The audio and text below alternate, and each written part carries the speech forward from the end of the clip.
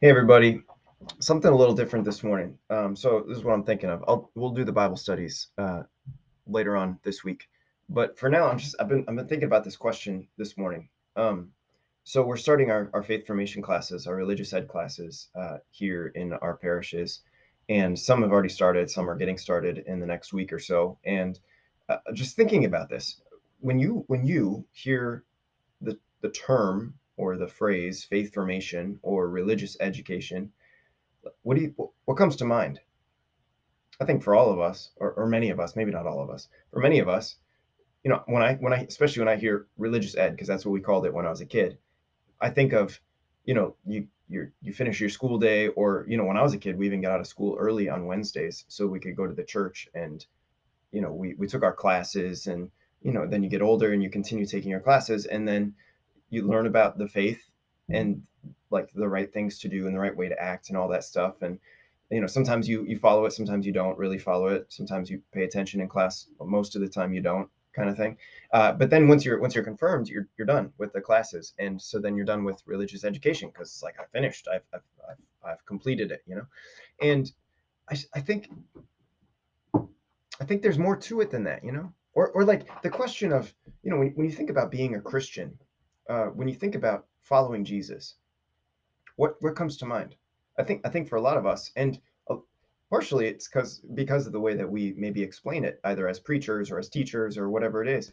A lot of us, we just sort of think of, well, I need to learn the right information so that I can act appropriately, and I know I learn about Jesus, and I think that there's a real aspect of that that's true, but maybe an example of something else that I think could be helpful. So imagine you're a professional musician, a professional violinist, or a pianist, or something like that, and someone says to you, well, like to play the violin, it's all about just moving your arms back and forth, or your arm back and forth, and you hold the other one, and you're just holding the arm. Or another person might say, well, there's more to it than that. It's about like learning the right, the structure of the violin, and the different sounds that it makes, and you just got to learn the right notes to play, with the stick that you hold. I don't know what it's called, whatever. And you just kind of do the thing. And you, as a professional violinist, you just sort of, there's something really dissatisfying about that, in your mind, that, yeah, I guess that's part of it, but there's so much more to it, and you think about, okay, how would I explain this? It's like, well, I've encountered the beauty of the sound that comes from the violin. Like, it's not it's not just about the sound, it's not just about doing the things, but that there's a beauty to what can happen when this is done really well.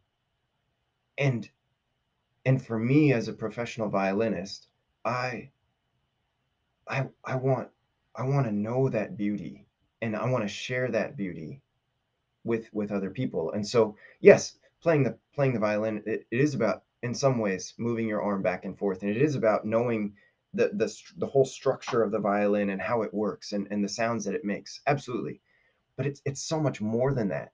It's so much more than that. It's this thing that just goes much deeper. The sound, it reaches the ears, but there's something about when the sound that's beautifully played reaches your ears, that it affects the whole person. So it's not just about the external things, but it's about this whole body experience, that it almost, in some ways, like touches my heart and my soul when I hear the violin played so beautifully. And that's why I play, or that's what I'm going for as a professional violinist. I think Christianity is the same way. To follow Jesus, to be a Christian, to be formed in our faith. Yes, it includes learning about Jesus, and yes, it includes this reality that I need to act appropriately. Absolutely, but it's so much more than that. It's like Jesus is real, and that's what it is. It's that I've encountered the real person of Jesus, living and breathing. And and when I encountered him, it changed everything about the way that I look at life, because I encountered this person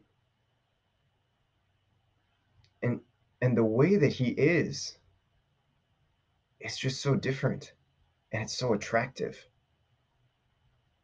You know, it's like you meet somebody new, and uh, maybe there's something attractive about this person, their personality, maybe their looks, whatever it may be. But there's something attractive, and so you want to spend time with this person, with him or her, and so you get together, and sure, you learn information about this person. You learn what their likes and dislikes are, but as you spend more and more time together, it's not just that you learn about them. It's that there's this deeper bond that's formed, that you get to know the person itself, so that like, let's say this person dies suddenly, and someone at their funeral is preaching about them, about him or her, and as they're preaching about, like, well, this is what he was like, and this is how he spoke, and it's like, yeah, that's true, but there was just so much more to that person than these facts about him or her. It's the same with Jesus, like, we learn about him, and and and we learn real things, like, we learn the teachings, and we learn the morals and the ethics, and we learn the ideas and the concepts surrounding, who God is, and what he's done in the person of Jesus. Sure, absolutely. But for a person who really is following Jesus, it's that I've I've I've spoken to him and spent time with him, and that in spending time with him, I know this deeper bond that's there, this deeper reality that goes beyond the facts. Just think about that. So when you think about Jesus, like, is that how you think? I wonder, And if this is how we think, then in some ways, you just know that faith formation or religious education, it's not about just getting the facts, and it's not just about getting the information. It's so much more than that. But then you also know that it's not just reserved for a set period of time in my life, but that, just like in any relationship, as I spend more and more and more and more time living with Jesus, that the relationship just gets richer and richer. And so there's this reality of, I can't stop. I can't imagine stopping.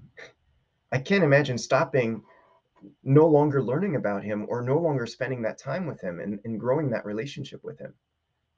That my whole being has been affected. Yes, I take in information with my mind, and maybe I hear his words with my ears, or with my spiritual senses, but it's that my whole being, like everything about me, is changed because of who he is.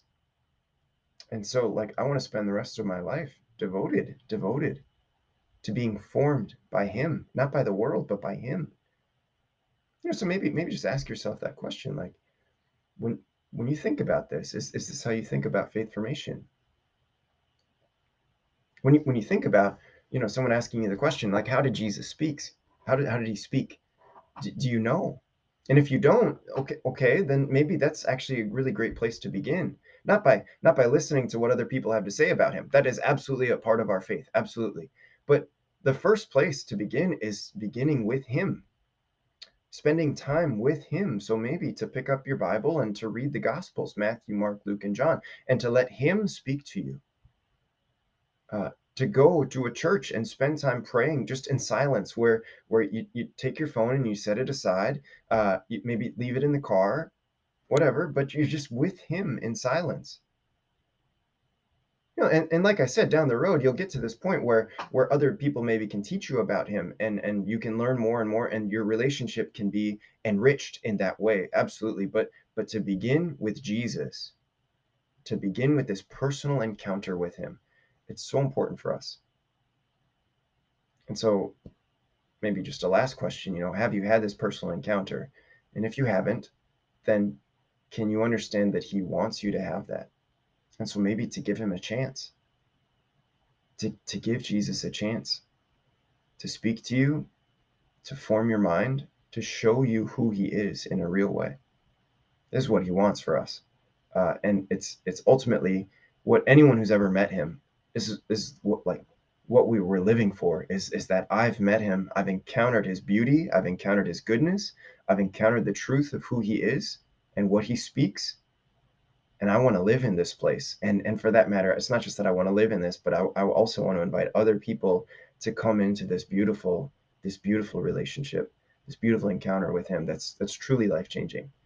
So maybe we can ask the Lord God today to help us come to this place of having this life changing encounter with Him. Okay. God bless you.